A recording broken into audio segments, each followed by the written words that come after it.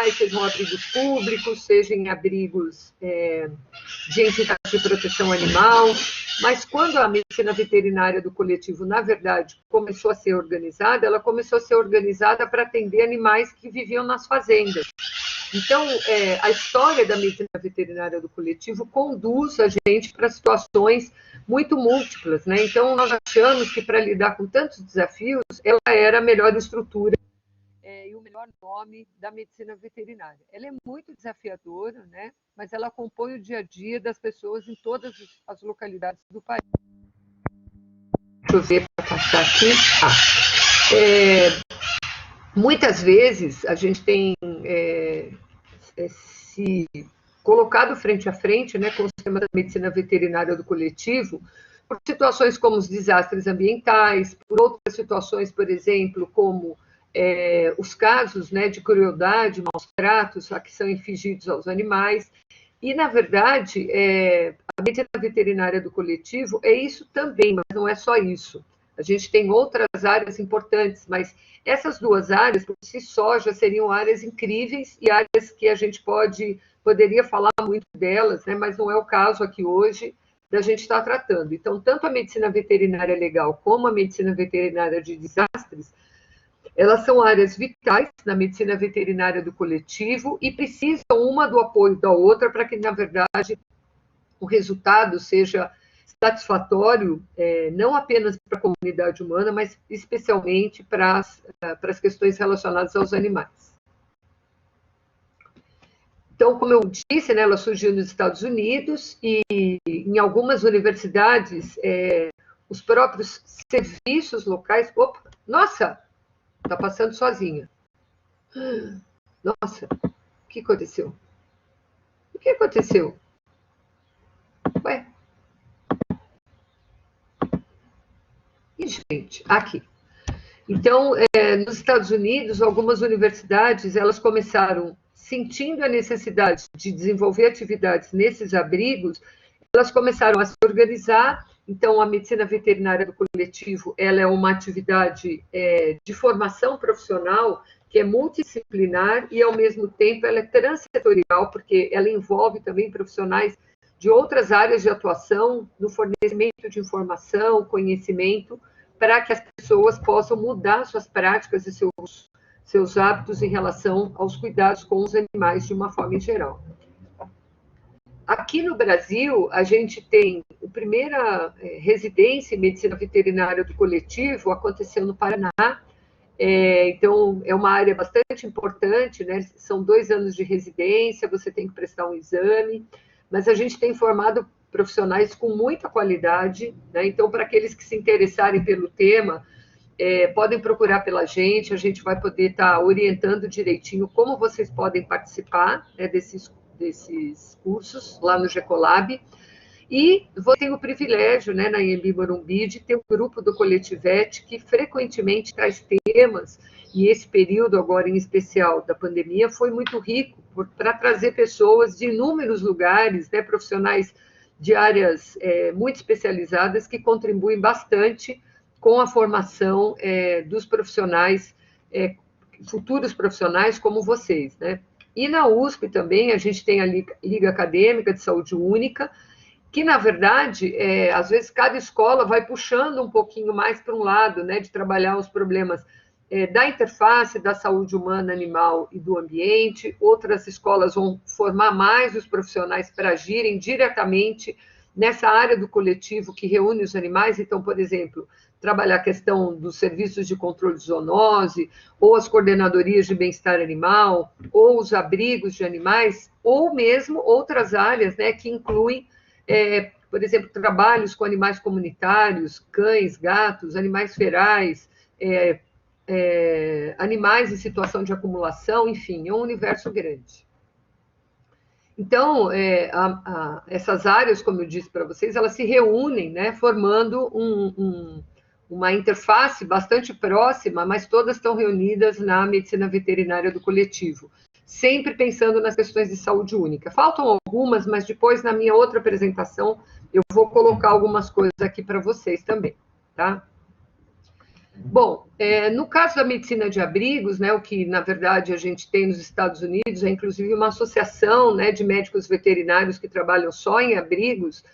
Eles trabalham desde da área física, né, da construção desses abrigos, as necessidades básicas que vai se ter para manter esses animais, porque geralmente nos abrigos os animais ficam por um período maior de tempo.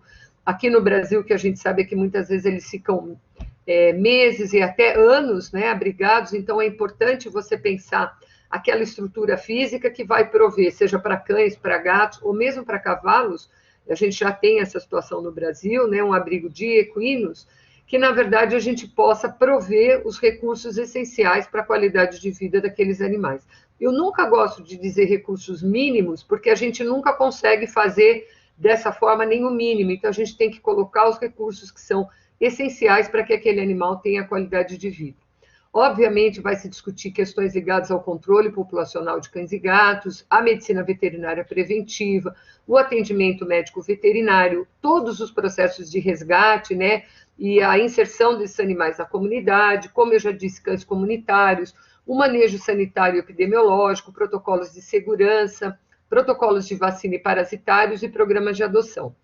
Tudo isso está no que a gente chama de programa de manejo populacional de cães e gatos, tá? Então, a gente hoje sabe que muitas pessoas não têm qualquer dúvida em investir. Ah, nós precisamos ter um programa de castração aqui. Então, é político, é veterinário, escolas de veterinária, as pessoas comuns da sociedade, as entidades de proteção animal, todo mundo quer, na verdade, que tenha um programa de castração na sua cidade, se a pessoa tem minimamente uma preocupação com o coletivo onde ela vive. Mas, na verdade, um programa de castração por si só, ele não resolve uma questão coletiva, né? Uma questão que está ligada a um bairro, que está ligado a uma região da cidade, a um município, até uma região entre cidades, porque as cidades são muito conurbadas hoje em dia. Então, se a gente não tem um programa, né, de manejo populacional estabelecido, com certeza a gente vai ter uma ação que vai ser importante muitas vezes para aquele indivíduo, né, na castração, no controle de doenças, no uso de medidas preventivas, mas falta o restante. Então, a gente precisa, na verdade, ter um programa de manejo populacional de cães e gatos, se a gente, de fato, quer, ao longo de um determinado período de tempo, melhorar a qualidade de vida dos animais de uma comunidade. Uai. Agora foi. A área da medicina veterinária legal é uma área nova, né? Uma área que começou há pouco tempo no Brasil, a gente só tem 10 anos, né? Esse ano comemoram-se 10 anos da implantação da Associação de Medicina Veterinária Legal no Brasil, mas ela é uma área que tem sido transformadora, não só em prover recursos para justiça de uma forma geral, né? Delegados de polícias, promotores, através de laudos, de perícias, mas principalmente por despertar essa área tão importante para muitos profissionais que no futuro vão poder dar muito mais qualidade, né, nas avaliações que são feitas hoje em dia, quando a gente tem problemas de violência, maus tratos, envenenamento, morte de animais. É um universo enorme, inclusive uma área que a gente pouco pensa, né, que está ligada à questão mais da vigilância de alimentos, a vigilância sanitária de uma forma em geral, que é trabalhar a perícia de alimentos adulterados, presença de produtos estranhos, né, nos produtos, produtos contaminados. Então, a medicina veterinária legal, ela vem trazer um arcabouço de complementos na área da medicina veterinária muito importante para a qualidade do trabalho que é realizado em diferentes locais, especialmente na área de saúde pública e na área da justiça, de uma forma geral. Então, convidar vocês, né, para que todas as próximas atividades que o pessoal do Coletivete, a Júlia, o Eric, a Evelyn e outros que compõem esse grupo convidem vocês para participar, que vocês participem mesmo, porque é uma riqueza de conhecimento, e para vocês que são estudantes, né, que estão aí pensando o que eu vou fazer da minha vida, pensar que, na verdade, há algumas áreas, o mercado de trabalho de algumas áreas, embora super importante, ele está um pouco saturado, porque nem toda a população brasileira vai ter condição de levar um animal numa clínica veterinária, submeter o animal a uma quantidade enorme de exames, e muitas vezes a grande maioria dessa população pode se beneficiar, especialmente os animais, se nós tivermos profissionais de qualidade que possam estar trabalhando nessa área coletiva com qualidade e com conteúdo técnico adequado. Então, o pessoal tem aí, né, a divulgação de todas as páginas nas redes sociais. Eu mesmo sou seguidora do pessoal do Coletivete aí no Instagram, embora eu não sou uma craque nisso, mas acompanho muito o trabalho dos meninos.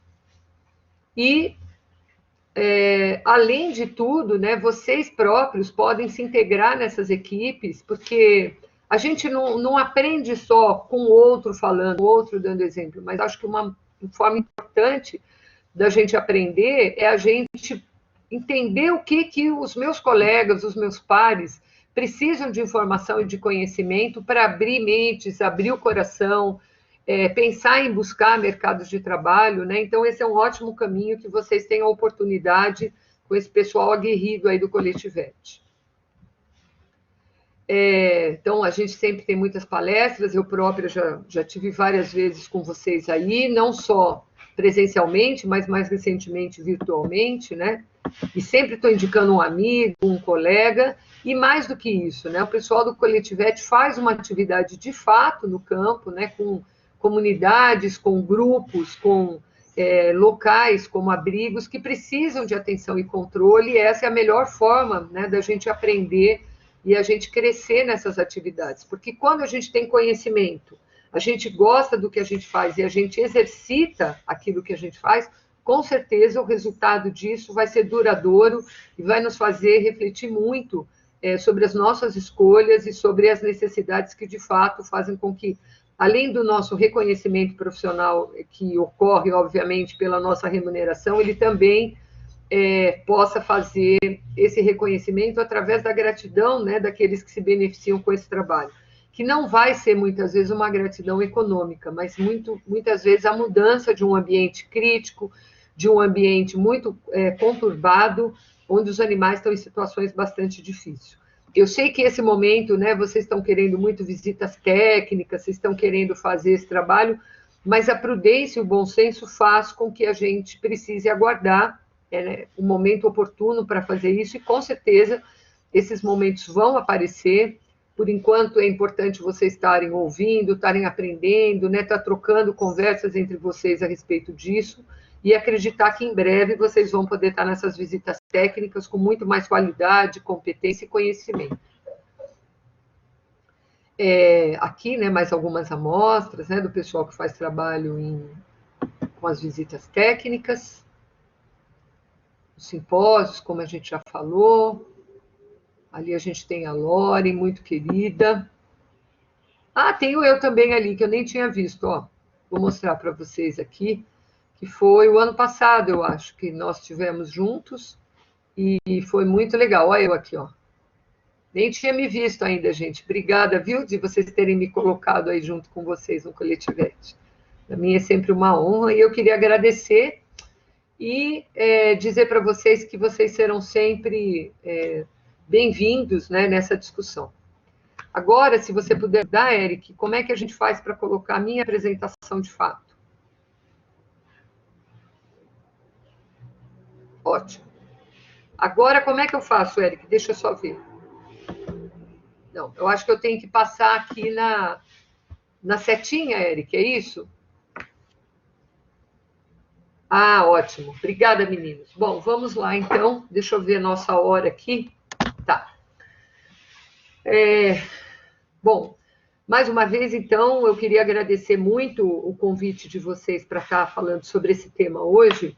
E, acima de tudo, para mim, Júlia, Eric, Evelyn, para mim foi um presente por ser o Dia do Veterinário, né? Eu só me dei conta disso ontem, vocês podem não acreditar, mas para mim foi um reconhecimento e talvez um presente que eu não vou esquecer nunca que vocês me deram nesse dia, por estar falando, né, da atuação dos médicos veterinários na causa animal, que vai além da clínica médica.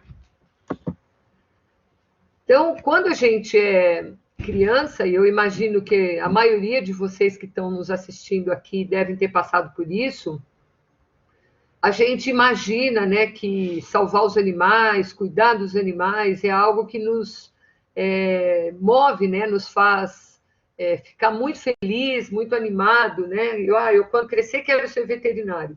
É difícil a criança que quando foi pequeno nunca quis ser veterinário, né? Então, talvez eu nunca quis porque talvez no meu tempo a gente não tinha essa noção, né, de qual que era o papel no veterinário. Eu já me formei em 1983 na Unesp de Botucatu.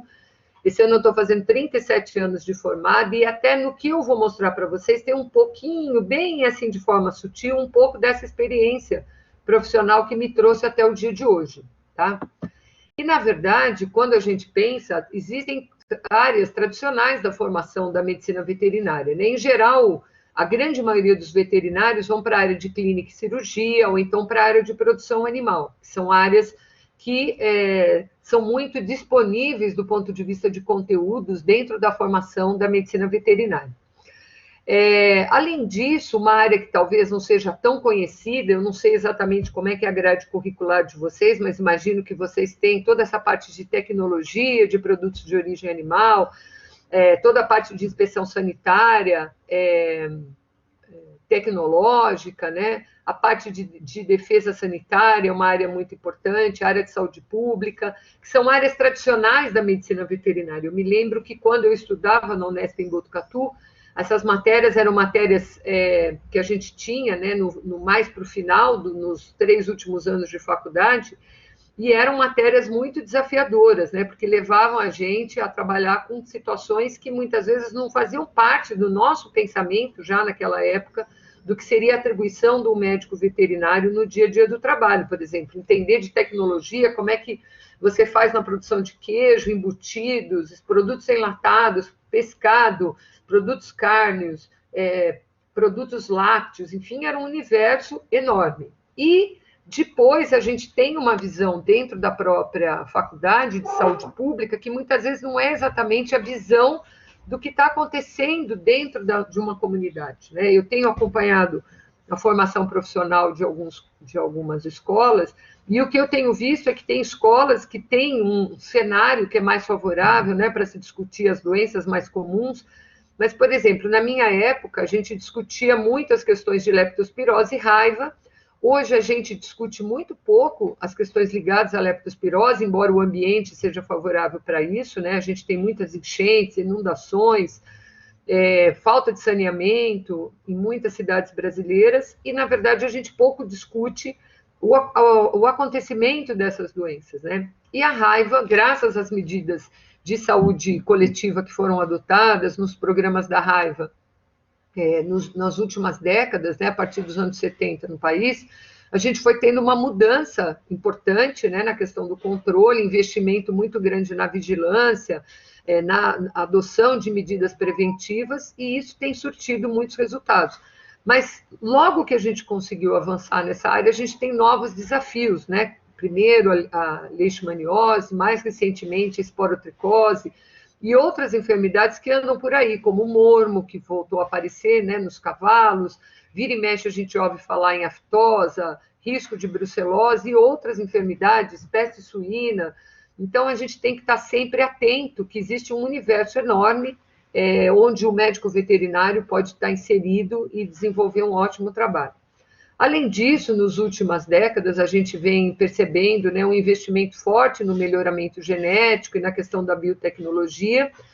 Eu, honestamente, sou muito crítica a essas duas áreas. Eu até comecei uma pós-graduação na área de biotecnologia, alguns anos atrás, acabei abandonando por achar que isso não era aquilo que me moveria enquanto profissional, né, a tentar contribuir com a melhoria da qualidade de vida dos animais, porque hoje a gente vê que a gente tem uma série de situações onde nós não temos muito como garantir condições de bem-estar aos animais, pensando muitas vezes em sistemas de produção, onde a gente tem um alto confinamento, onde a gente tem uma seleção de animais que conferem a alguns algum valor zootécnico e a outros que são muito questionáveis, e a outros a gente condena esses animais a viverem em condições muito precárias. Então, eu acho que toda essa área da tecnologia, ela precisa avançar, mas ela precisa avançar trazendo qualidade de vida para os animais de uma forma em geral.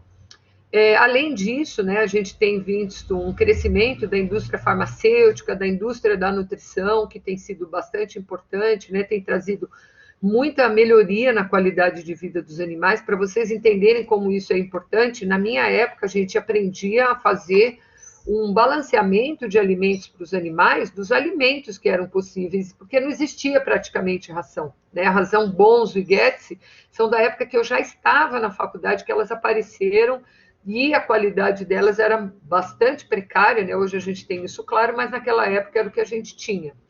E a indústria farmacêutica tem crescido de forma até assustadora, né? A gente tem uma coisa no mercado de produção de medicamentos, insumos muito grande, muito importante, mas que também é uma coisa que eu posso dizer para vocês desse século, do 21, né?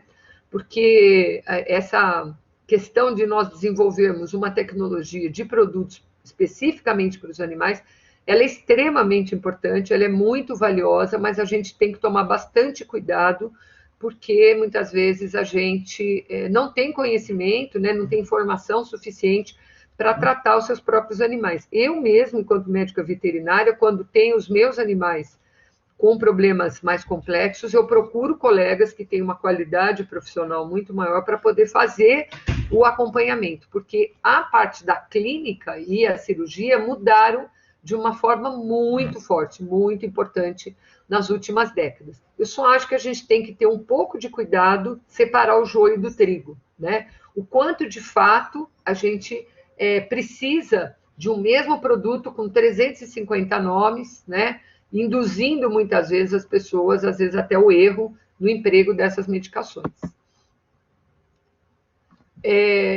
Além disso, os médicos veterinários na sua formação, eles têm muito conhecimento na área de planejamento, na execução, né, de atividades coletivas, atividades de campo, avaliação de programas que envolvam a saúde animal, é uma coisa clássica da medicina veterinária, né?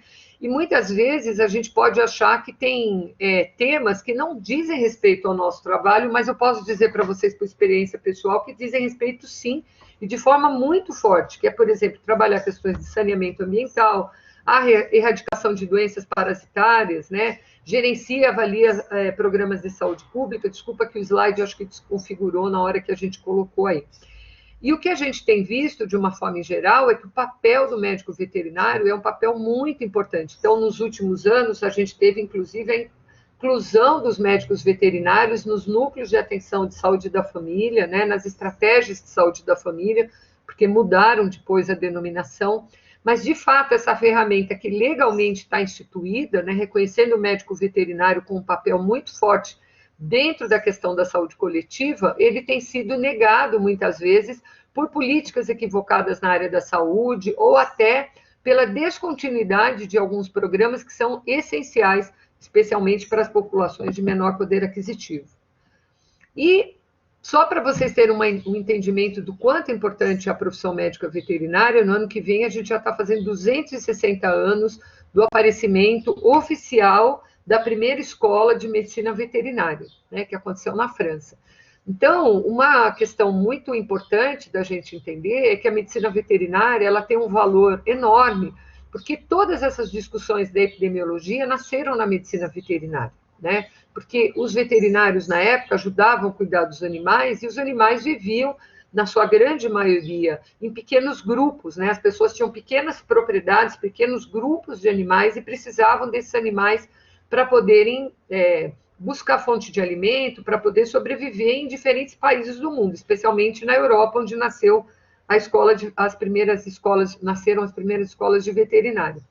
E o que foi importante? Os veterinários foram profissionais que, na época, tinha até um outro nome que me fugiu agora para falar para vocês, mas eles eram importantes por quê? Porque eles eram aquelas pessoas que, quando aparecia um animal doente, e começaram a perceber que outros tinham sintomas semelhantes e que, às vezes, daquele local, o outro local apresentava, começaram a discutir os primórdios do que hoje a gente conhece como a epidemiologia.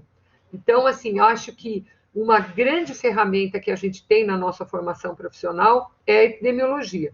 Tanto que as críticas recebidas outro dia, de forma bem infundadas, né, para um colega que assumiu um posto dentro do Ministério da Saúde, elas foram equivocadas, porque, na verdade, ali envolviam questões políticas e que não cabe aqui a gente discutir, mas até porque quem estava antes no lugar também era um médico veterinário. Talvez caiba a crítica, porque era um funcionário de carreira que prestou um concurso e estava lá dentro do Ministério trabalhando e tiraram ele, puseram num super competente e puseram um outro colega no lugar. Agora, do ponto de vista da formação, a gente está super acostumado a trabalhar com essa questão de campanhas de vacinação, né? Uma das principais ferramentas que a gente sabe é trabalhar com planejamento, ações coletivas, organizar esse tipo de coisa, né? Saber como todos os insumos que são necessários e como conduzir uma campanha.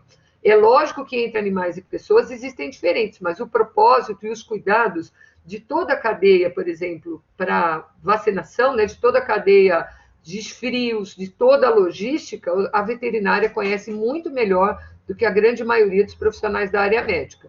Pode ser que o pessoal da enfermagem, e de fato eles são também muito competentes, mas a gente não pode, muitas vezes, emitir críticas que comprometem uma relação profissional tão importante, né? Mas a gente muitas vezes vê que existem muitas dúvidas, né? A nossa profissão ela é tão diversa que pode criar, muitas vezes, uma dúvida, né? Será que a gente está na economia, no meio ambiente, na agricultura, na saúde? Em que área, na verdade, a gente está trabalhando? Eu trabalho a ciência porque eu trabalho a pesquisa, né? Então, a gente precisa entender um pouco que um dos pontos críticos da nossa profissão não é exatamente saber em que áreas que nós estamos. Né? Um dos pontos críticos da nossa profissão e que leva a uma série de demandas e de uma série de problemas é justamente... Gente, eu peço desculpa porque eu não vi, eu estou aqui no fundo e meu marido foi tirar o carro da garagem. Eu peço mil desculpas para vocês. E, na verdade, a gente é o único profissional que tem autorização para acabar com uma outra vida, né? Isso pode parecer uma coisa banal para vocês, mas não pode ser encarado dessa forma. Justamente porque o conhecimento é suficiente para descontinuar a vida dos animais em diferentes momentos, né? Alguns onde a gente luta até o último minuto para manter a vida de um animal, por exemplo, quando a gente fala de animais de estimação, ou animais que estão em zoológicos, em parques, animais que são de coleções, por exemplo, e ao mesmo tempo a gente não tem essa mesma possibilidade quando a gente pensa, por exemplo, na área de produção animal, né? Então, só por esse motivo, a nossa profissão ela já é uma profissão um pouco esquizofrênica, eu costumo dizer. Porque o mesmo profissional pode, durante um período da vida, trabalhar de um lado da história e, durante outro período da vida, trabalhar em outro ponto da história. Por que eu estou dizendo isso para vocês? Porque, na verdade, ontem mesmo eu conversei com uma colega de turma, de faculdade, uma amiga muito querida, que trabalhou por mais de 25 anos na área de clínica e depois ela prestou um concurso público e foi trabalhar na área de controle de zoonose, né? Então, o universo do nosso trabalho ele pode ser bastante amplo, né, múltiplo, e a gente precisa estar preparado para isso. E quando a gente fala na questão da morte, independente se a gente está falando da morte dos animais por causas ligadas a enfermidades, ou a gente está falando de um processo de produção, o ponto principal é a gente pensar na inconsciência imediata desses animais, né? A gente tem que ter garantido que a parada cardíaca e respiratória só vai acontecer quando o animal estiver já num quadro de inconsciência que não faça com que esse animal sofra, né? Fazendo com que a gente possa, numa avaliação dos parâmetros vitais, ter certeza que aquele animal não morreu no momento da morte. Então, nós temos métodos, né, diferentes para isso. Eu só trouxe aqui para exemplificar que eles podem ser divididos em físicos ou químicos, né? Mas o que é importante? É importante que o profissional esteja muito capacitado para que ele possa agir da melhor forma, minimizando todos os riscos de sofrimento e dor para os animais e, principalmente, também não esquecendo que ele tem que lembrar daqueles trabalhadores que vão lidar com aquela situação junto com ele. E nessa sociedade, né, que nós vivemos hoje em dia, a gente esperava, né, que no século XXI a gente tivesse um avanço, né? A gente sempre acha assim, bom, à medida que as décadas vão passando, como é que a sociedade está tratando os seus animais? Para nós, os médicos veterinários, esse tem que ser sempre o nosso questionamento diário, né? O que a gente vê hoje em dia é que as pessoas perderam um pouco esse entendimento do nosso papel enquanto profissional dentro de uma sociedade, né? O veterinário não tem um substituto. Quem trabalha, quem é médico veterinário, tem que lembrar que isso é super importante. A gente não pode esquecer disso em nenhum momento. E por quê? Porque a nossa sociedade ela já é cheia de conflitos, né? A gente vê que hoje os desafios no nosso dia a dia são inúmeros. Só para vocês saberem de coisas que são desafiadoras, vou usar um exemplo aqui. Nós acordamos todos ontem felizes porque tínhamos a possibilidade de votar um projeto de lei na Câmara dos Deputados lá em Brasília, e no Senado, a votação ontem, particularmente era no Senado, de uma votação que já tinha sido feita na Câmara, para aumentar a pena de crimes contra maus-tratos, ao menos contra cães e gatos. O que aconteceu? Não teve sessão, suspenderam a sessão, um senador, assim, de uma conduta extremamente questionável, foi lá e fez uma emenda reduzindo, não aumentando, reduzindo o que a gente já tem hoje na lei de crimes ambientais. Não satisfeitos, os deputados nossos aqui de São Paulo, ontem, na calada da noite, aprovaram um projeto de lei que libera várias modalidades de caça aos animais no estado de São Paulo, sendo que na Constituição do estado de São Paulo a caça está proibida. Então, o que a gente está vendo é realmente uma fragilização de toda a proteção que nós tínhamos, que já não é muito grande para os animais, em detrimento do interesse de poucas pessoas, né? E a gente pode escolher trabalhar a questão da proteção, da defesa dos animais como indivíduos, porque toda vida tem que valer a pena, mas a gente também pode pensar que os animais têm um papel em relação à preservação da natureza, né? Ele tem um papel em relação ao nosso próprio bem-estar. Então, a gente pode escolher os motivos por que a gente pode e deve lutar para a defesa desses animais. Mas isso é um desafio, né? Então, a gente vê que se a gente tem poucos recursos, por exemplo, agora numa época de pandemia, será que a gente tem que se preocupar com os animais que as pessoas estão sofrendo? Será que essas deveriam ser as nossas prioridades? Ou a gente deve pensar que, como a gente é um país do agronegócio, a gente tem que se voltar completamente para a produção cada vez mais, que leva, muitas das vezes, eu não estou dizendo que é a maioria, mas os dados estão aí, não é uma opinião pessoal, mas sim baseado em levantamentos, estudos em áreas específicas que mostram isso, desmatamento, queimada, e não precisa ir longe, gente. A gente está vendo a situação da Amazônia, a gente está vendo a situação do Pantanal, né? Onde milhares de animais morreram, dezenas de quilômetros foram destruídos e propriedades inteiras foram devastadas. Ali morreu tudo, morreu animal silvestre, morreu animal de produção, morreu animal de estimação e pessoas, inclusive, no trabalho de tentar controlar o fogo. Por quê? Porque as nossas escolhas enquanto sociedade não têm sido escolhas de envolver situações que pensem no coletivo, né? Se a gente pensar no coletivo, a gente tem obrigação, principalmente vocês que estão na formação profissional, né? Em qualquer universidade hoje em dia, a gente tem o privilégio de estar dentro de uma escola, tendo acesso ao nível de formação que a gente tem. Então, a gente tem que aprender também a pensar enquanto cidadão e enquanto profissional, né? Pensando nisso, eu acho que uma coisa importante de trazer para vocês, né, a gente discutir um pouquinho o que é a ética. Ética, na verdade, ela envolve a promoção e a sustentação das boas relações, é um estudo de normas e comportamentos aceitáveis, é ser bom fazendo certo e evitando o errado, e a ética lida, né, com a distinção entre o bom, o mal e o certo e o errado. Então, eu quis trazer isso para vocês, né? Vocês podem falar, nossa, mas por quê? Porque eu acho que é um momento importante, hoje é um dia importante, é um dia de reflexão, né? É um dia onde, na verdade, cada um de nós pode pensar, nossa, será que eu estou fazendo as escolhas certas? Será que eu estou na faculdade certa? Será que eu estou pensando que eu vou fazer escolhas para o meu futuro profissional que vão realmente me satisfazer pessoalmente, vão me fazer sentir um profissional que lá na frente vou ter respeito da comunidade, vou me sentir um profissional que realmente cumprir meu papel profissional? Então, a ética, ela faz parte da nossa vida cotidiana, não é uma coisa que está descolada no nosso dia a dia. Tudo que a gente faz está ligado às nossas escolhas éticas, né? Os nossos atos cotidianos têm um impacto sobre os interesses dos outros.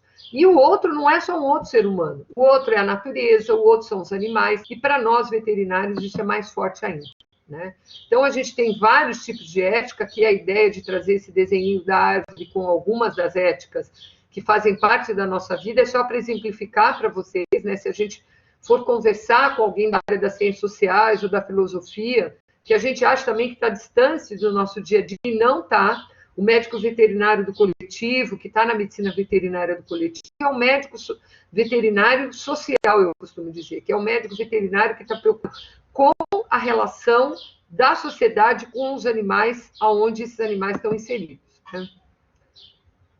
E a ética profissional, que nos diz respeito, ainda mais no dia de hoje, né, é um conjunto de normas morais que o indivíduo deve seguir para manter um comportamento profissional adequado. Então, não é simplesmente, eu tenho que cobrar um preço semelhante aos outros, eu não posso falar coisas erradas e tirar o cliente do meu colega. Não é isso, gente. A ética profissional envolve um campo enorme, né, de situações que a gente tem que conviver.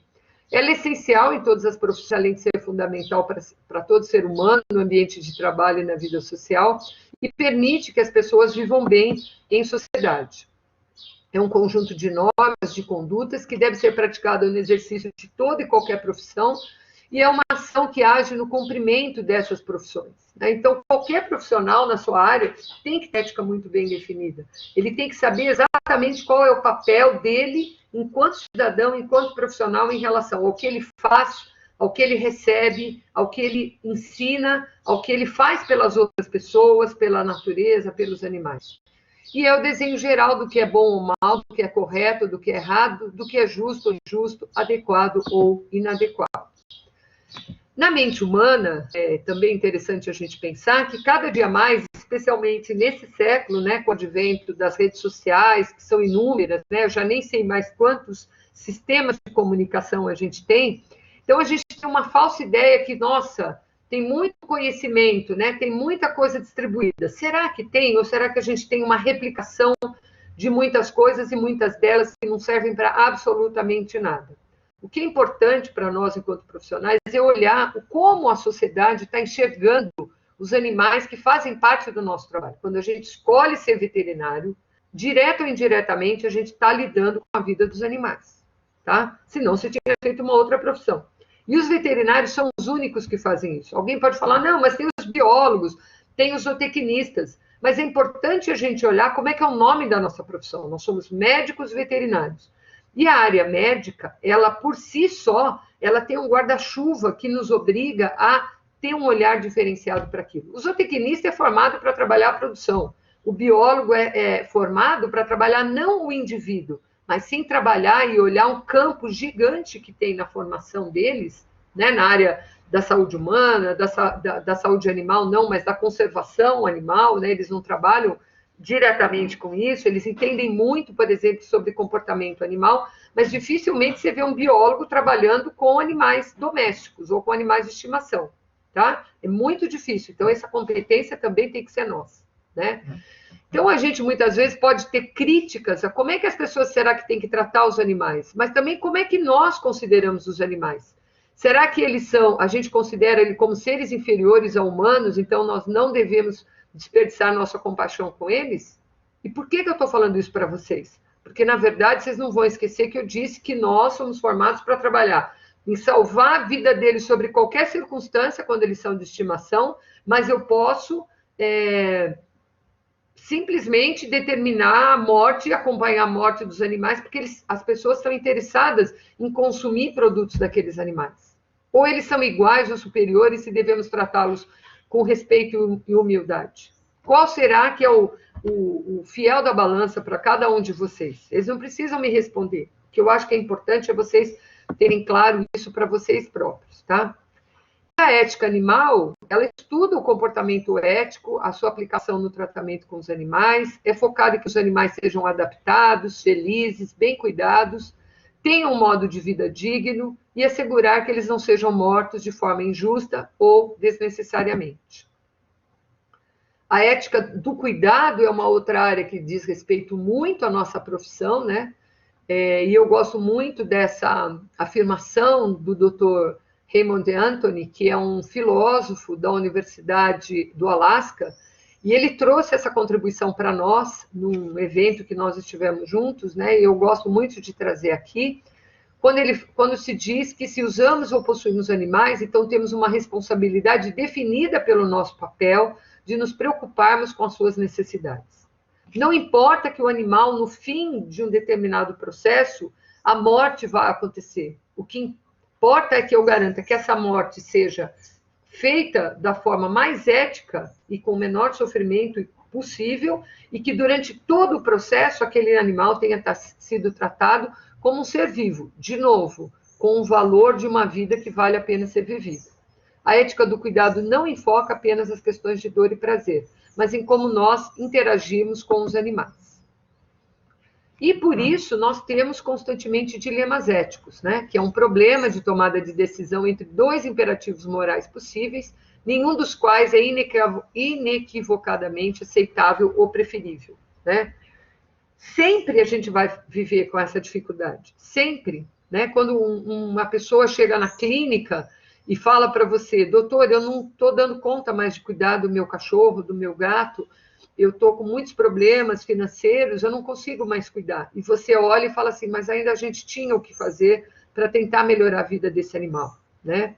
Ou então, quando você escolhe, porque um animal nasce com alguma alteração mínima, por andar num grupo de cavalos dentro de um aras, e você condena aquele animal a ser vendido a preço de banana, por exemplo, para ele ser criado a pontapé, muitas vezes, né, numa área de exclusão social, para ser usado de forma absolutamente condenável, né, na exploração de transporte, de pessoas, de materiais, não ter direito que comer, passar uma vida miserável, ter muitos problemas físicos, única e exclusivamente porque o andar daquele animal não estava de acordo com o que um protocolo de uma determinada raça estabeleceu, né? O mesmo se aplica com todo o sistema de criação que nós possamos ter, de animais silvestres, animais de estimação e dos próprios animais de produção que têm um interesse zootécnico. Os dilemas éticos acontecem quando se faz necessário tomar decisões difíceis, levando em conta os valores morais e cujas consequências podem impactar na vida de terceiros. A complexidade surge do conflito situacional em que obedecer a um resultaria na transgressão do outro. Não existe a melhor resposta. E isso faz com que, muitas vezes, a gente venha desenvolver uma série de problemas, né, ligados principalmente à síndrome de Burnout, que é uma síndrome de esgotamento profissional, um distúrbio psíquico caracterizado pelo estado de tensão emocional e estresse provocado por condições de trabalho desgastantes. Então, a gente pode pensar, e a gente tem ouvido falar muito, no que está acontecendo com os profissionais da área médica, da área de enfermagem, em todas as áreas de apoio à saúde humana durante esse processo da pandemia, né? Quantas pessoas adoeceram, quantos profissionais morreram, o desgaste desses profissionais de muitas vezes ter que decidir entre um e outro paciente qual vai receber o melhor tratamento, porque eu não tenho recursos suficientes para atender a todos, né? Então, esses desafios que chegaram agora a desafiar a gente enquanto ser humano, talvez ele tenha nascido de muito tempo onde a gente tem sido negligente, omisso com outras formas de vida, né? Será que agora a nossa tomada de decisão em escolher os nossos, que nós vamos ter eleição em breve, né? Nossos vereadores, prefeitos, mais para frente os deputados, os senadores, os governadores, o próprio presidente da República, levando em conta de fato aquilo que é importante, ou a gente vai, na verdade, continuar repetindo erros e equívocos que trouxeram a gente a diversas situações difíceis, né? Situações muito complexas para a grande maioria da população, enquanto outros estão se beneficiando em tirar exatamente esse recurso que poderia ser distribuído de uma forma a suprir as coisas básicas para uma população de uma forma em geral, e a gente não leva isso em conta. Isso é muito complicado. E qual seria, então, né, depois de tudo que eu falei já para vocês, que eu já falei um monte, qual seria o papel dos veterinários além da clínica? A gente pode ter muito, a gente pode ter trabalhos com ações sociais, com médicos veterinários que participam de ONGs, por exemplo, como é meu caso. Muitas das fotos que eu coloquei aí foi justamente não para falar, olha como eu sou maravilhosa, olha tudo que eu faço, mas porque foi uma escolha, né? Foi uma escolha que aconteceu um pouco mais de 20 anos atrás, onde eu comecei a olhar para o meu trabalho, que eu trabalhava na área de controle de zoonose e tinha uma demanda de nunca mais voltar a ter um serviço de carrocinha, recolher e matar os animais, né? A minha ideia, na verdade, era que eu tinha que achar, enquanto profissional, um caminho para fazer com que a questão do controle populacional de cães e gatos fosse outro, né? E eu fui atrás, e esse ano faz 25 anos que a gente teve a primeira alternativa aqui, vinda de uma ONG internacional, na época a WSPA, hoje a WAP, que trouxe, né, um programa de manejo populacional, pelo menos os pilares de um programa de controle populacional de cães e gatos para nós aqui no Brasil. E isso fez toda a diferença. Por quê? Porque tinha uma sensibilização pessoal, eu tinha uma formação acadêmica que possibilitava com que eu olhasse para aquilo e falasse, isso aqui eu não quero mais, agora isso aqui eu quero que mude, eu quero que a gente vá para frente, que os animais tenham uma melhor qualidade de vida, né? Ah, mas e as pessoas? Claro, as pessoas vão junto, mas eu, enquanto veterinário, primeiro eu tenho que pensar na questão dos animais, né? A partir do momento que eu incluo os animais nas minhas ações, no meu trabalho, com certeza, é aquilo que eu posso dar de melhor para ele, todo o restante vem pela frente, né? Então, muitas vezes a gente pode fazer um trabalho eventual na medicina veterinária, ajudando, muitas vezes, em aspectos bem pontuais, né? Hoje a gente tem uma diversidade de possibilidades de ajuda, mas a participação direta em ONGs com prestação de serviço ou participação nas estruturas administrativas são muito importantes, né? A gente pode fazer trabalhos eventuais também na área jurídica, mas talvez onde a grande maioria dos veterinários hoje podem ser um diferencial, é por apresentar conhecimento técnico de qualidade. Ela é a única profissão específica que forma indivíduos para a defesa animal com conhecimento, né? O que a gente tem visto? Que muitas leis do Brasil, como eu usei agora há pouco exemplos e mostrei para vocês, elas estão sendo fragilizadas, por quê? Porque não se escuta o conhecimento técnico. Nós, enquanto veterinários, ficamos aqui atrás, discutindo nós com nós mesmos, coisas que não vão fazer com que a sociedade nos reconheça enquanto profissionais que podem transformar a vida da sociedade, né? Em qualquer área. A gente pode estar falando na área de produção, mas, de fato, o que a gente, enquanto médico veterinário, está trazendo de informação para que a sociedade esteja segura e fale assim, não, eu quero que seja um médico veterinário que esteja nesse serviço. A gente pode olhar nos quadros funcionais de qualquer prefeitura. O menor quadro funcional que existe é do médico veterinário, né? Ações diretas, né, específicas para com os animais, formação única nas atuais políticas públicas de saúde. Então, quando veio essa crítica, outro dia, vocês podem ter visto que as redes sociais ficou inundada. Eu própria nem conheço o veterinário. Eu soube depois de bastidores que ele talvez até não fosse o veterinário melhor para defender as questões relativas, por exemplo, ao controle populacional de cães e gatos, mas no que ele faz, ele sabe fazer bem feito. Então, eu também não posso misturar uma coisa com a outra, né? Se eu quero reconhecimento profissional, eu tenho que lutar por isso. Eu tenho que fazer por merecer, como eu costumo dizer. Onde atuam os médicos veterinários, então, nas ONGs na atualidade? Pode trabalhar em abrigos, podem capacitar outros médicos veterinários, trabalhar na educação técnica humanitária e em bem-estar animal, discutir e desenvolver políticas públicas para os animais, trabalhar na recuperação de animais selvagens em uma quantidade enorme de entidades que trabalham, né, hoje em dia, insetas, CRAS e outras entidades, por exemplo, eu moro em Jundiaí, aqui a gente tem a Associação Mata Ciliar, que faz um trabalho ímpar, o trabalho deles é invejável, tá? E eles estão sempre recebendo estagiários, eles têm veterinários contratados, eles têm um trabalho, assim, tão pouco reconhecido, né? Então, talvez nós, enquanto profissionais, enquanto alunos, precisamos conhecer melhor esses campos de trabalho e começar a cobrar que as políticas públicas para a recuperação desses animais aconteçam. Por exemplo, o incêndio que está acontecendo no Pantanal, não tem lugar para levar os animais. Para salvar uma anta, as pessoas levaram 12 horas para conseguir um transporte, né? Então, assim, por que é desse jeito? É desse jeito porque a gente não luta por aquilo que a gente precisa lutar, a inserção dos profissionais em diferentes áreas.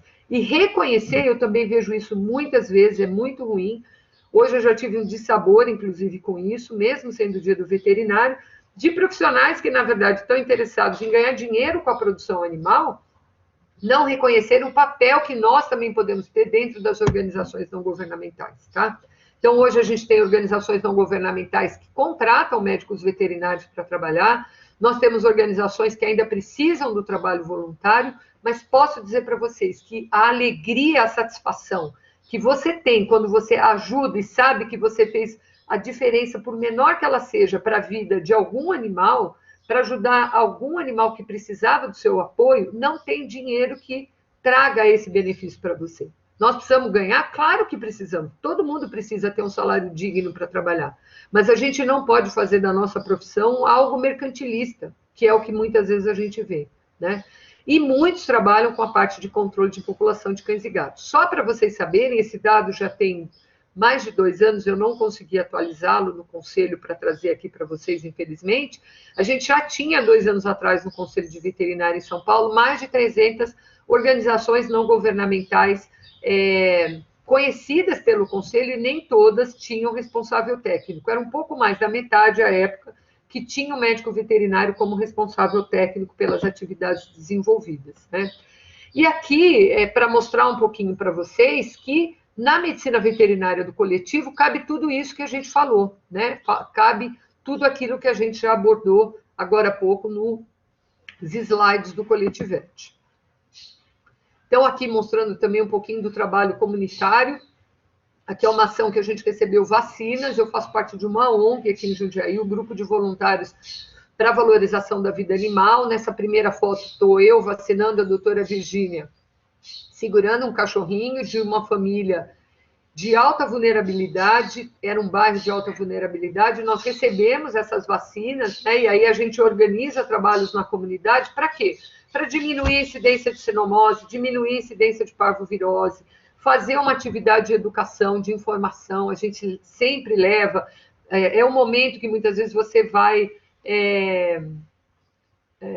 passar, né, na verdade, para as pessoas, orientações sobre vermifugação, sobre controle parasitário. A gente pode ver muitos animais que precisam de um tratamento, a gente facilitava o atendimento para esses animais dessa comunidade carente, e, ao mesmo tempo, olha que incrível, a gente conseguia evitar que a indústria farmacêutica que produz a vacina tivesse que, porque o prazo de validade ia vencer dali a alguns dias, incinerar todo esse produto, né? Que ela já tinha tido um custo de produção e, além disso, ela faz um benefício para uma comunidade vacinando esses animais.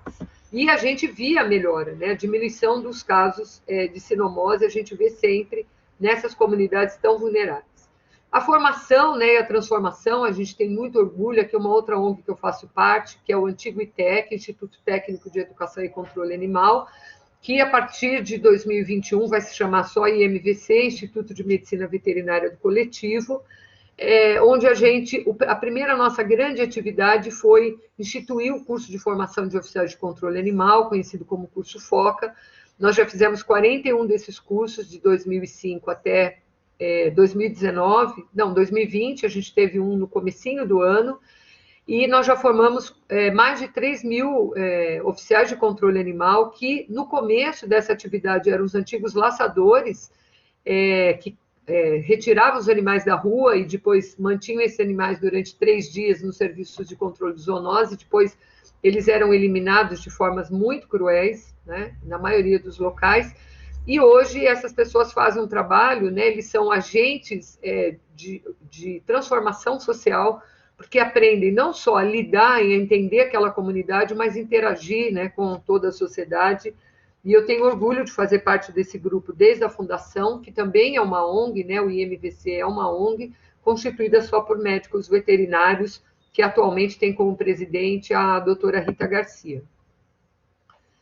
Falar um pouquinho, né, da medicina veterinária de desastres, que é uma área bem importante, né, que nós temos hoje, que infelizmente a gente está tendo cada vez mais necessidade de interagir com ela. Então, aqui foto, né, de atividades da época de Mariana. Hoje nós estamos com uma equipe em deslocamento para o Pantanal, para ajudar a dar cobertura e render profissionais que estão para lá, né, que já estão lá há dias, né, e os desafios lá são gigantes, muito grandes. Aqui um pouquinho, né, do trabalho que se faz, né, enquanto voluntário. Então, a gente tem médico veterinário fazendo atendimento, a gente tem médico veterinário que trabalha fazendo uma cesta para que as galinhas tivessem algum conforto, pudessem botar seus ovos.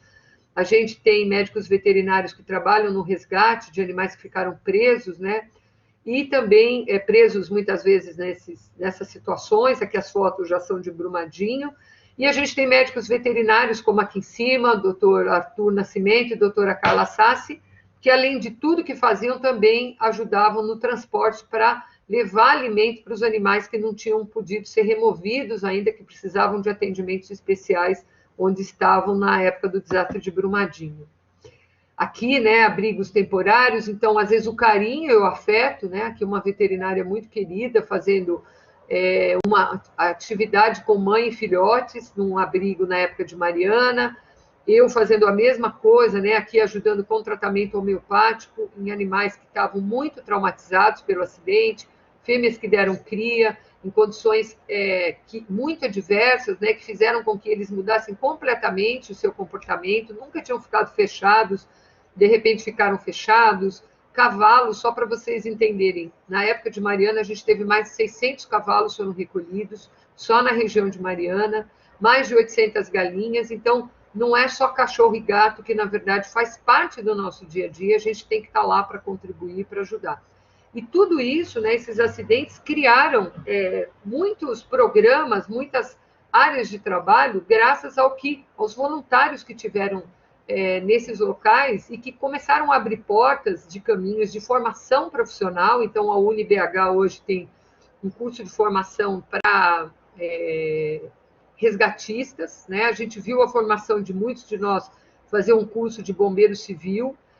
Nós também vimos nascer a necessidade de formar voluntários, né? Pessoas que não são veterinários, mas os próprios veterinários, porque tem muitos profissionais que chegam, eu sou especialista em cirurgia, aí você precisa do cara para te ajudar no resgate. Não, eu vim aqui para fazer cirurgia ortopédica, senão eu não vou ficar. Então, é difícil, porque essa experiência do trabalho voluntário, ela pode enriquecer demais você enquanto ser humano, enquanto seu papel dentro da sociedade num determinado momento, né? Então, aqui também uma foto minha mostrando a alimentação de animais que não podiam ser retirados de situações bem críticas, em alguns distritos, esse é o distrito de Cardoso, lá em Mariana, e a gente ia tratar.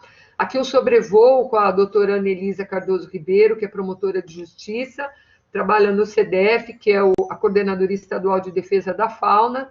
A gente foi fazer sobrevoo justamente para procurar animais que tinham ficado presos na lama e que ainda precisavam de resgate 3 dias depois do acidente acontecido. Aqui 3 profissionais que eu faço questão de reconhecer pelo trabalho ímpar que realizam: a doutora Annalise Bastos, a doutora Carla Sassi e o doutor Arthur Nascimento. Em especial, acho que aqui a gente pode, não porque são mulheres, mas porque são pessoas extraordinárias, né? A doutora Carla Sassi é uma das profissionais que está indo hoje para ajudar no resgate em Mato Grosso. Ela é bombeira civil também, tem especialização na área de animais silvestres. Ela recebeu, inclusive, através da cidade dela, Conselheiro Lafayette, o ano passado, um prêmio da World Animal Protection, da 2ª melhor cidade no mundo, como cidade amiga dos animais, pelo trabalho que ela implantou em Conselheiro Lafayette, Minas Gerais. E a doutora Annalise Bastos, por todo o trabalho que ela faz na área de manejo populacional de cães e gatos. Inclusive, agora a gente está tendo um curso via Ministério Público de Minas Gerais, com parceria com o IMVC, que ela, junto comigo, é uma das coordenadoras de medicina veterinária do coletivo, e eles estão capacitando inicialmente 120 municípios a construírem planos de manejo populacional de cães e gatos, envolvendo tudo isso que acontece. E o doutor Arthur é um médico veterinário que trabalha atualmente numa das empresas que presta serviço de monitoramento para a Vale, porque muitas frentes de trabalho se abriram para médicos veterinários e biólogos, mas especialmente para médicos veterinários, com os acidentes que aconteceram, especialmente no de Brumadinho, né? De Mariana foi um aprendizado, né? A gente construiu muitos documentos que foram encaminhados para o Ministério Público, das necessidades, e o de Brumadinho já foi uma grande transformação. Aqui outros que a gente nem ouve falar, né? Os casos de João de Sá, E aqui, de novo, né, eu tenho a alegria de mostrar aqui a doutora Ilka, que é do Conselho Regional de Medicina Veterinária da Bahia, ela é presidente da Comissão de Bem-Estar Animal, ela está aqui, juntamente com o doutor Ricardo e a doutora Carla Sassi, são profissionais exemplares, né, que foram para João de Sá quando a represa de uma cidade rompeu e alagou a outra cidade. E nesse caso, o maior desafio não foi com cães e gatos, inicialmente. Foi com uma pocilga que existia, era a única criação com um mínimo de organização, mas de condição bem precária que existia, e todos os porcos foram vítimas. Eles perderam vários, morreram afogados. Enfim, é uma questão incrível, né, que a gente pode estar enfrentando a todo momento. Aqui outras tragédias, né, como o adernamento de barcos que mataram milhares de bovinos no Pará, acidentes que ocorrem todos os dias que a gente nem ouve falar, né, caminhões que viram nas estradas. Em geral, esses animais são mortos das formas mais cruéis possíveis, né? Muitas vezes não existe plano de contingenciamento para nada disso, como não existia naquele acidente que nós tivemos em 2015, no Rodonel, e quem, na verdade, tomou iniciativa, em geral, toma iniciativa para trabalhar com isso, são voluntários, né? São pessoas das entidades de proteção animal próximas, e muitas vezes médicos veterinários abnegados, que muitas vezes são até criticados pelos colegas por não entender a relevância de mostrar profissionalismo e resolver um problema incrível como esse, né? Aqui mostrar, né, o grupo básico, né, que trabalha na questão de resgate, eu, doutora Carla, doutor Arthur, doutora Luciana Guimarães, que é de Guarulhos, uma pessoa maravilhosa, doutora Annalise. Eu esqueci o nome dessa menina que eu conheci há pouco tempo, ela trabalha numa empresa que trabalha com resgate de animais oleados no litoral paulista, eles têm sede na Praia Grande, fazem um trabalho maravilhoso. O código que vocês precisam é 1980, gente, para contar a presença, tá bom? E aqui a doutora Laisa Bonella, que está responsável, na verdade, para trazer para nós, até o final do ano, um manual um plano de contingenciamento como modelo do Conselho Federal de Medicina Veterinária, para que nós, enquanto profissionais da área da saúde única, tenhamos um conteúdo básico, e vai ser o primeiro que vai estar disponível nesse sentido no Brasil. Então, pensar que a medicina veterinária, ela precisa resgatar, de fato, alguns saberes e práticas que estão ligadas à questão da saúde única, né? Não basta dizer, a gente tem que praticar. Então, antigamente, a gente tinha muito esse trabalho da extensão que acontecia nas áreas rurais, em pequenas propriedades, com trabalhos de educação, com atendimento veterinário, né, nos cursos de extensão da medicina veterinária, que praticamente desapareceram. Hoje, o veterinário extensionista é um artigo raro de se encontrar pelo país. E pensar que nós temos um papel fundamental na educação humanitária, que é a educação baseada em valores, né?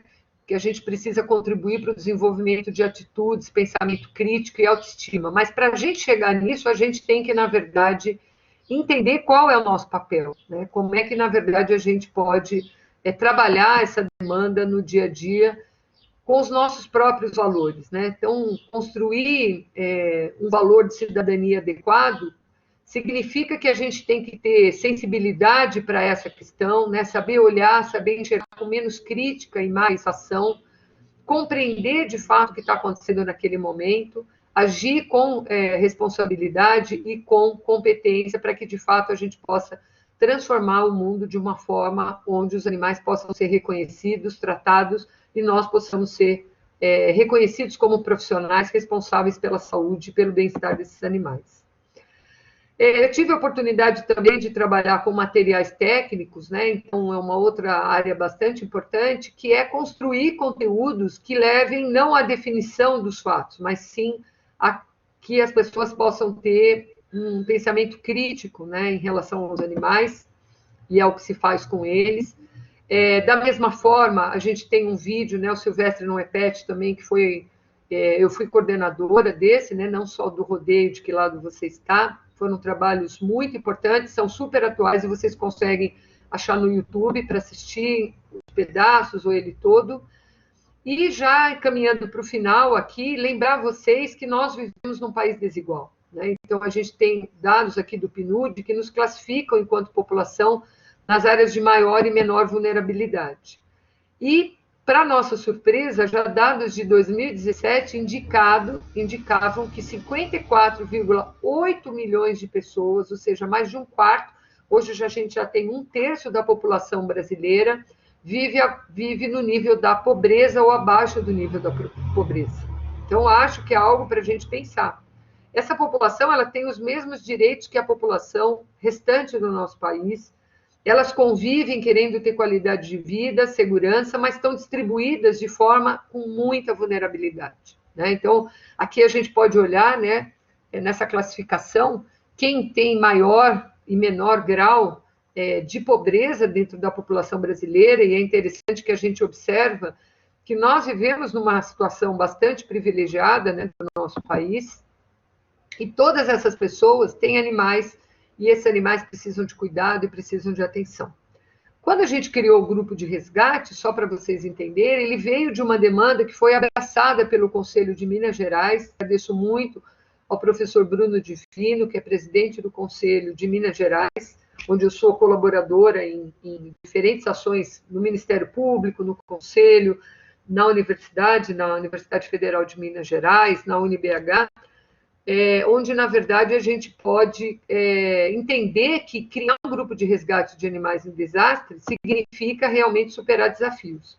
Então, nós, enquanto médicos veterinários, muitas vezes temos que ser os voluntários a dar exemplo em determinadas situações, foi o que aconteceu, e o médico veterinário deve sempre integrar de forma efetiva ou com profissionais envolvidos na elaboração e execução dos planos existentes em qualquer área onde a vida humana dos animais e o meio ambiente esteja presente, permitindo que se estabeleçam grupos, por exemplo, de salvamento animal, trabalhos comunitários, projetos comunitários, colaboração com organizações humanitárias, atualização e treinamento de veterinários de comunidade, simulação e divulgação pública das medidas preventivas que atendem à importância dos animais para o bem-estar animal e entender que a participação desses veterinários traz para a vida do animal a garantia de bem-estar na sua integralidade e a sua profunda formação em saúde pública, que com seus conhecimentos na área de zoonose e epidemiologia podem auxiliar na prevenção de epidemias na população acometida pelos desastres, que é um problema grave, né, que a gente tem. Então, ser voluntário é, acima de tudo, um ato de amor, de respeito, de compaixão, de justiça, solidariedade e motivação para ajudar o outro, que sempre deve ser verdadeira. Quando se é voluntário, se assume um compromisso com o outro de forma incondicional. E muitas vezes, para a gente abrir um campo de trabalho novo na nossa profissão, a gente precisa, de fato, que a gente tenha a coragem, né, de começar um trabalho voluntário para que lá na frente a gente possa não só ser reconhecido, mas abrir um campo de trabalho para outros profissionais. A gente precisa, de fato, de novo, um slide desconfigurou, mas acho que é pela plataforma, a gente precisa mudar a nossa própria visão sobre a nossa profissão, né? A gente precisa englobar aspectos que não pensem só na saúde, na doença, mas sim todos aqueles que envolvem, de fato, a ciência do bem-estar animal. E como é que eu penso as minhas escolhas, né? Porque, né, ao longo do tempo, como é que essas escolhas foram acontecendo? Eu posso dizer para vocês que eu tive oportunidades muito importantes, né? E eu acho que, se eu posso deixar aqui uma opinião para vocês, é que vocês sempre estejam atentos às chances que o destino dá para a gente, muitas vezes, na nossa vida, né? Que a gente, muitas vezes, e esquece de olhar do lado, onde tem tantas possibilidades novas, mesmo que signifique estudar, mesmo que signifique nos desafiarmos, né? Viver com um pouco menos, mas lá na frente vai ser super. E dessa forma, pensar que a gente tem que mudar, né? Não adianta a gente simplesmente dizer, não, eu sou uma pessoa super pela ecologia, eu acho que eu estou no universo com todo mundo, mas na prática eu continuar definindo, né, situações onde até entre os homens e mulheres dentro de uma carreira profissional pode existir diferenças, né? E aqui eu trouxe um pouquinho, né, dos exemplos, algumas fotos que ao longo da vida eu vivenciei, né? Então, crianças, né, na formação profissional, participar de debates como aqui no Senado Federal, aqui na Câmara dos Deputados, o ano passado, sobre jumentos. Aqui era não fazer mais testes em produtos cosméticos para animais. Aqui participando de uma palestra, né, no Núcleo de Espiritualidade e Medicina Veterinária, também mais recentemente, discutindo a participação do médico veterinário que trabalha as questões ambientais, e matérias de jornal, né, na época em que a gente tem que estar no município discutindo políticas públicas pelos animais, como uma profissional da área de controle de zoonose, aqui no meu município, e também aqui tendo a oportunidade única, né, de discutir com profissionais da área do direito o direito animal. Então, acho que tem um conjunto, né, de valores que a gente precisa trazer para o nosso dia a dia, que a gente possa, de fato, ser um diferencial na vida dos animais e que a gente possa levar, né, todos esses valores importantes, né, como a perseverança, a liberdade, o respeito, a fraternidade, a amizade, a igualdade, o amor e a segurança, para que a gente possa educar a comunidade e realmente, quando tiver oportunidade, né, de descansar, a gente deitar a cabeça no travesseiro e dormir em paz. Então, acho que nós temos que mudar realmente, né, a nossa visão em relação ao nosso papel humano, nosso papel cidadão, nosso papel social e principalmente profissional. E eu vejo que a área veterinária do coletivo é a grande ferramenta transformadora que nós conseguimos organizar nesse início do século XXI e que ela seja muito inspiradora para todos vocês, porque como já dizia, né, o Victor Hugo, não há nada mais poderoso no mundo do que uma ideia cujo tempo já chegou. Eu agradeço muito a vocês. Fiz questão de fechar com essa imagem que me emociona muito, né? Quando a gente teve o desastre, né, de Mariana, eu fiz questão de usar essa camiseta do Fórum Nacional de Proteção e Defesa Animal, que é uma ONG que eu faço parte, uma ONG nacional, e que, na verdade, traz, né, na nossa retaguarda esses dizeres, né, há muitos anos, muito antes do direito animal, de fato, se tornar uma área tão importante da área jurídica, né? Os animais têm direitos. É isso. Eu agradeço, aqui está o meu contato, embora a Júlia, o Eric e a Evelyn podem passar para vocês a qualquer momento, se eu puder ajudar de alguma forma. E fico aqui disponível, apesar do horário, né, que eu acabei comprometendo um pouquinho, acho que pela primeira apresentação, Júlia, te peço desculpas, mas queria muito agradecer a oportunidade e estou aberta para responder alguma pergunta que vocês tenham, e agradeço muito. Obrigada, meninos. Vânia, eu queria agradecer imensamente você sempre compartilhando muita informação com a gente. A sua história, a sua trajetória é sensacional. Acho que todo mundo se inspira aqui. A gente fica muito feliz de você estar junto com o Coletivete. Queria agradecer por tudo que você faz pela gente. E foi incrível a sua palestra. Mas não podia ser diferente, né? Sempre é. Obrigada, viu? Será que vocês podem descompartilhar minha apresentação, gente? Eu acho que eu preciso da ajuda do querido Eric aí. Sim. Parabenizar você e o nosso orientador também, que está aqui, o Felipe, pelo Dia do Médico Veterinário. Eu estou muito grata de ser você que está palestrando para a gente hoje, nesse dia. É incrível. E obrigada pela participação. Nosso orientador do coração, obrigada. Felipe, eu queria te agradecer muito. Eu queria te agradecer muito, Felipe. Eu não te conheço, né, pessoalmente, mas de você ter acolhido essa área, né? Eu sei que é uma área desafiadora, mas você pode contar comigo, em especial, e todo o pessoal do IMVC, sempre que você precisar, para que a gente possa tá trocando ideias, né, opiniões a respeito disso. Sinta-se à vontade de procurar pela gente e agradecer a presença de todos.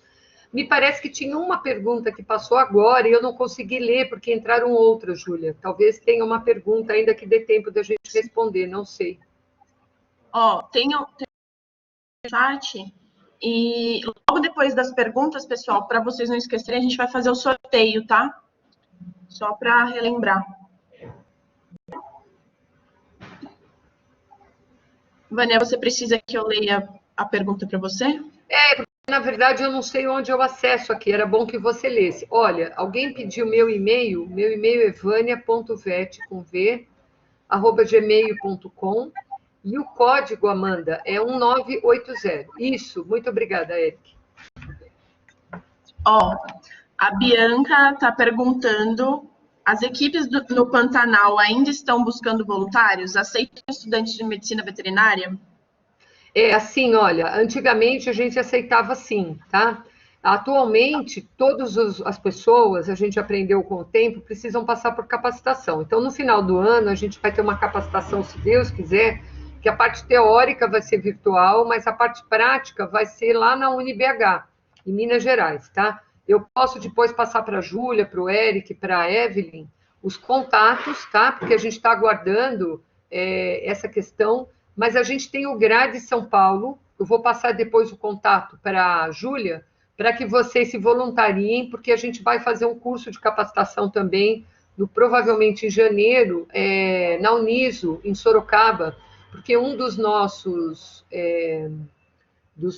coordenadores do GRADE aqui de São Paulo, ele é professor na Uniso e eles já abriram espaço porque ele trabalha com grandes animais, né? Então, ele e o Cláudio, que são os coordenadores do núcleo aqui de São Paulo, eles vão... A gente queria, né, ter feito esse curso esse ano, estava programado agora para o meio do ano, mas diante da pandemia a gente teve que suspender, tanto aqui quanto em Minas. Mas em breve, quando tiver de novo, eu aviso. Agora, o contato para vocês se cadastrarem para receberem informações, eu vou passar para a Júlia. Júlia, depois você me cobra, por favor, que eu vou te passar o telefone, o e-mail de contato para fazer esse cadastro e todo mundo receber informações a respeito disso. Uma das coisas importantes que eu vou dizer para vocês, que deve se saber, é que muitos de vocês podem procurar cursos de bombeiros civis, tá? Porque para as atividades de resgate é muito importante a gente ter noções básicas de segurança, tá? E um dos pontos que nós temos investido muito em formar são profissionais que tenham formação, pelo menos como bombeiros civis. O Cláudio, que é um dos coordenadores aqui de São Paulo, ele além de ser médico veterinário, ele é bombeiro militar. Então, a partir da formação dele, nós vimos a necessidade de trabalhar esse conteúdo e fez muita diferença, por exemplo, nos desastres que nós tivemos, nas enchentes, tanto no Espírito Santo como em Minas, que os grupos foram de trabalho para lá. Então, é importante a gente entender que não basta ser voluntário, a gente tem que entender que tem que seguir regra. A gente pode um dia falar sobre essa questão dos desastres ambientais num outro momento, e aí eu explico, vocês vão entender por que não basta ser voluntário. Você tem que estar capacitado para ser realmente um voluntário que possa ajudar numa situação de crise.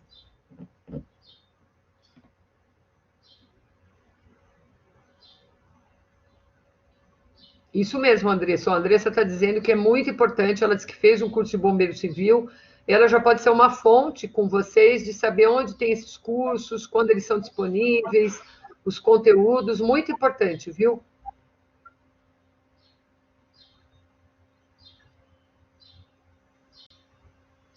Alguma coisa, Júlia? Bom, tem algumas perguntas sobre grupo de voluntários, mas eu acho que basicamente você já respondeu a maior parte. Sim. Tá. Se tiver alguma depois, Júlia, pede para o pessoal mandar para você, e você depois me manda e eu respondo. Por você ter parceria com o CRMV de Minas, sabe de alguma ONG ou instituição que fazem esse trabalho no estado e precisam de voluntários? A pessoa falou que não é de BH. Tem, na verdade, vários locais. Eu não sei quem perguntou, mas também pode mandar pergunta para Natália. Pode mandar pergunta para a Júlia.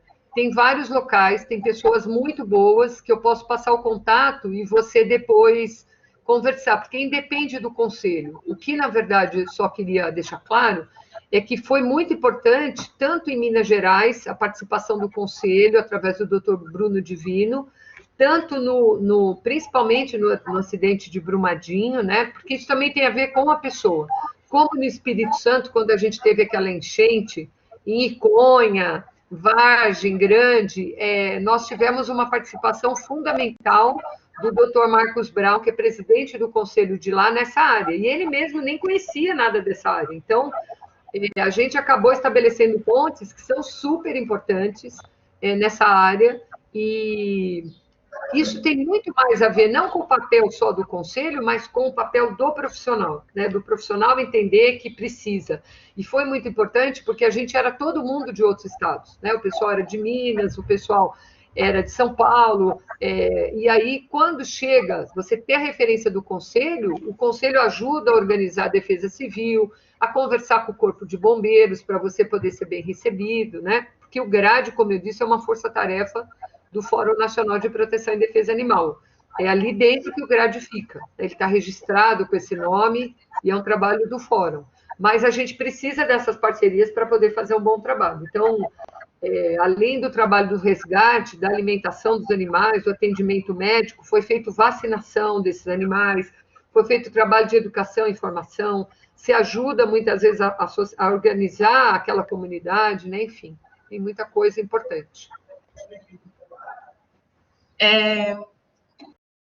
Mais de desastre, né, no caso de Minas, mas eu queria falar também de uma ONG aqui de São Paulo, quer dizer, é do mundo, mas que o pessoal de São Paulo consegue ter fácil acesso, que inclusive eles dão treinamento lá na Embi, os médicos do mundo, acho que metade do Coletivete é voluntário, inclusive eu sou voluntária, agora está parado as ações por conta da pandemia, só os médicos veterinários formados estão atuando, só que é uma ONG bem importante, que inclusive a fundadora do Coletivete é coordenadora desses médicos do mundo. E o evento deles, eles formam tendas que tem, por exemplo, nutricionistas, eles atendem lá na Sé, e eles fazem triagem dos moradores de rua. Também tem a ONG Moradores de Rua e Seus Cães, que é bem interessante para se voluntariar. Tem muitas ONGs legais para participar, gente. É isso que eu acho que você está falando uma coisa super importante, Júlia. Às vezes a gente fica motivado com o trabalho de um desastre, mas a gente tem na nossa cara todos os dias uma quantidade enorme de lugares, tá? Que precisam de ajuda, que precisam de apoio. Então, talvez esse grupo aí de São Paulo, os veterinários do mundo, seja um ótimo local para, já que lá. Não, é a Stephanie. Ela foi quem ela, na verdade, pode ser uma ponte excelente, né, para muitas atividades, porque as necessidades podem estar próximas. E quando você ajuda e vivencia essas situações, você vai adquirindo conhecimento. Se lá na frente você tiver um risco, por exemplo, a gente tem enchente em São Paulo toda hora. Será que a gente precisa ir cuidar da enchente só no outro lugar? Não, eu posso ir ajudar se eles precisarem, mas onde eu estou, eu já sei como proceder.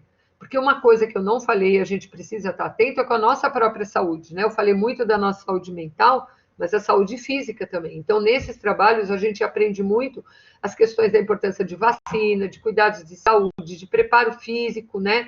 De uso de ferramentas, né, para manejo com os animais, de ferramentas que às vezes é saber como colocar uma luva, como conter um animal para não se ferir, não ferir o animal, não causar nenhum dano. Então, tem um universo de coisas que a gente precisa aprender que não precisa ir só num curso de desastres. A gente precisa ter esses conhecimentos básicos para quando for no desastre já poder aplicar. Sim, é possível de várias ONGs também. Eu acho que o importante é a gente ter a força de vontade de ajudar, né? Eu acho que assim Exatamente. Isso já vale toda a pena. Sim. Tem mais alguma pergunta, pessoal?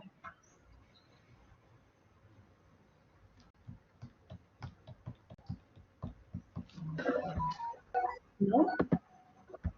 Se alguém tiver alguma dúvida ou quiser tirar depois, vocês podem mandar lá no grupo de divulgação no WhatsApp do Coletivete, que a gente vai ajudar vocês, tá? A gente sempre está disponível para vocês. E é isso. Obrigada, Vânia. Imagina, eu que agradeço. Eric, Júlia, Evelyn, meninos todos, muito obrigada pela oportunidade de estar com vocês. Aguardem que vai ter um sorteio, o Eric está avisando, tá? De novo, quem perdeu o código 1980, tá? E eu estou sempre à disposição quando vocês precisarem. A Júlia, o Eric e agora a Evelyn são minhas fontes de contato. Beijo para todos e obrigada da oportunidade. Tchau, tchau. Beijo, obrigada, Vânia. Obrigada a você. Eu só tenho que saber onde é que eu saio aqui agora. Acho que é aqui. Não, não achei onde eu saio, Eric. Se você só fechar a janela, A página. Tá bem. Um beijo, meninos. Obrigada, beijo. Gente, o Eric é o vice-presidente do Coletivete, ele vai fazer o sorteio para vocês, tá? Ó, vamos ver até que número tá indo a lista aqui.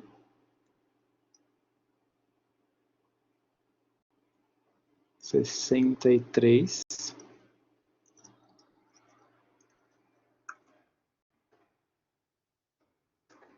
O 2 a gente não conta, que é o cabeçalho, tá? Vamos ver quem vai ganhar. Número 29.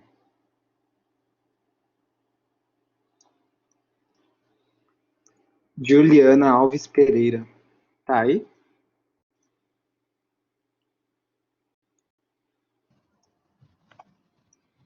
Tá aí a Juliana? Ah, Isso. que legal, que bom. Parabéns. Parabéns, gente. Só para lembrar, ganha 2 meses de assinatura técnica médica. Então, a gente vai mandar por e-mail e a gente mandou aqui no chat também, né, Eric? Então, todo mundo ganhou 2 meses de assinatura e a Juliana ganhou 1 ano. Parabéns, viu? Eu queria agradecer a presença de todos. Obrigada por ter ficado até aqui com a gente, tá? Beijos e até a próxima semana que vem, gente.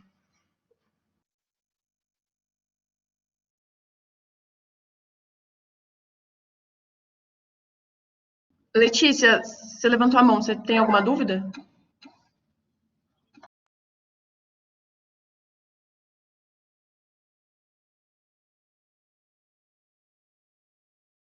Tchau, prof.